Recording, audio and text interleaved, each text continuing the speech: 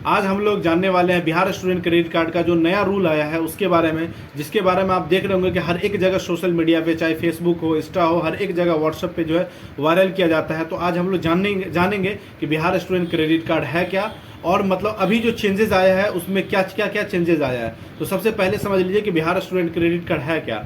Bihar student credit card वैसे बच्चे को मिलता है जिस बच्चे का 12th पास हो या 10th पास हो या फिर ग्रेजुएशन पास हो, जिसका 25 साल, ग्रेजुएशन तक में जो 25 साल लेता है, और पीजी अगर कोई भी स्टूडेंट करते हैं जिसको मास्टर्स बोलते हैं, उसमें 30 साल से अधिक एज नहीं होना चाहिए। और वैसे कॉलेजों को मिलता है जिनका नैक या एनबीए एनआरएफ 3 में से कोई एक अप्रूवल होगा, वैसे कॉलेजों को क्रेडिट कार्ड मिलता था।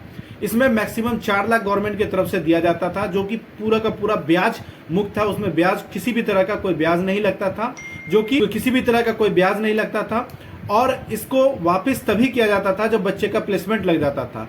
जो कि अब जो नया रूल आया है उस चीजों के बारे में थोड़ा सा जो है कॉम्प्लिकेटेड कर दिया गया है, जिसके बारे में हम लोग डिस्कस करने वाले हैं। अब जो बिहार स्टूडेंट क्रेडिट कार्ड का जो नया रूल आया है उसमें बिहार गवर्नमेंट कहती है कि मैं 4 लाख रुपया तो दूंगा, आप 4 लाख के जगह पे 10 लाख भी लेना चाहे तो ले लीजिए। 4 लाख रुपए तो मिलेगा, लेकिन उसमें 2 lakh Bihar student credit card के जो माध्यम से पहले मिलता था, जैसे 4 लाख वैसे 2 लाख रुपए मिलेगी, और 2 लाख आपको 2 लाख या उससे अधिक अगर आपको लेना है तो विद्या लक्ष्मी पोर्टल जो है ना उसके माध्यम से आप ले सकते हैं। अभी जो विद्या लक्ष्मी पोर्टल से अगर आप लेते हैं तो 2 लाख लेते हैं तो आपको 3 साल के अंदर में पे करना होता है, जब आपका जॉब लग जाएगा उसके बाद।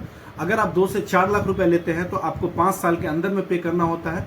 उसके अलावा अगर आप 4 से 10 लाख रुपए लेते हैं तो आपको 10 साल के अंदर में पे करना पड़ेगा। इसमें जो आपको इंटरेस्ट, अगर टाइम टू टाइम अगर आपने इंटरेस्ट पे कर दिया है तो जो भी आपका इंटरेस्ट लगेगा उसमें सब्सिडी के रूप में आपको 30% वापस कर दिया जाएगा।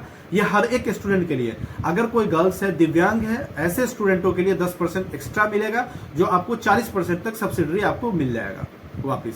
इसमें एक पॉइंट समझने वाली बात है कि पहले जो बिहार गवर्नमेंट 4 लाख रुपए देती थी तो उसका गारंटर बिहार सरकार होती थी, लेकिन इसमें क्या है कि अगर आपको 2 लाख रुपया जो गवर्नमेंट देगी बिहार स्टूडेंट क्रेडिट कार्ड के माध्यम से, उसका गारंटर तो बिहार सरकार है, लेकिन उसके अलावा आप 2 लाख या 2 लाख से अधिक अगर आप लेते हैं तो उसमें 75% का जो है विद्या लक्ष्मी पोर्टल से जो लेते हैं आप, तो 75% जो आप पेमेंट होगा उनका गारंटी आपको केंद्र सरकार लेगी, और 25% का जो है गारंटी आपको राज्य सरकार लेगी। तो बहुत सारे स्टूडेंट का कंफ्यूजन होगा कि ये जो रूल लाया गया वो कब से कब तक का लाया गया है। तो जो ये रूल लाया गया है वो आपको 2026 से लेकर के 31 तक का लाया गया है, जबकि इसमें बहुत सारी पॉलिटिकल पार्टी इस पर डिस्कस कर रही है, बहुत सारे जो इसमें एक्टिविस्ट सब है इस चीजों को लेकर के चर्चा कर रही है कि ऐसा नहीं होना चाहिए। जो पहले का गवर्नमेंट का जो रूल था वो बेहतर था। जब 2025 में जब इलेक्शन हुआ था तो उस टाइम में भी नीतीश कुमार के द्वारा बोला गया था कि बिहार स्टूडेंट क्रेडिट कार्ड जो 4 लाख है इसको हम लोग कंटिन्यू करेंगे,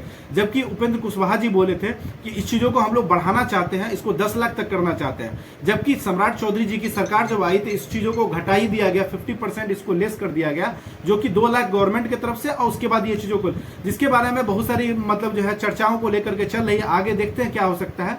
लेकिन जो स्टूडेंट 2026 से पहले ले चुके हैं उनके लिए जो पहले का रूल है वही सेम रहेगा, उसमें किसी भी तरह का कोई चेंजेस नहीं होगा।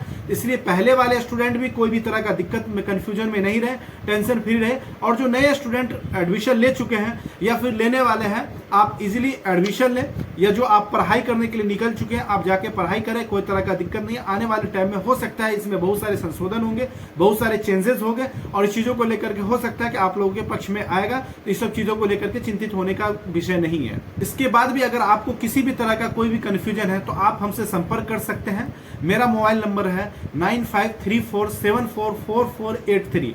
एक बार और मैं बोल दूं, 9534744483।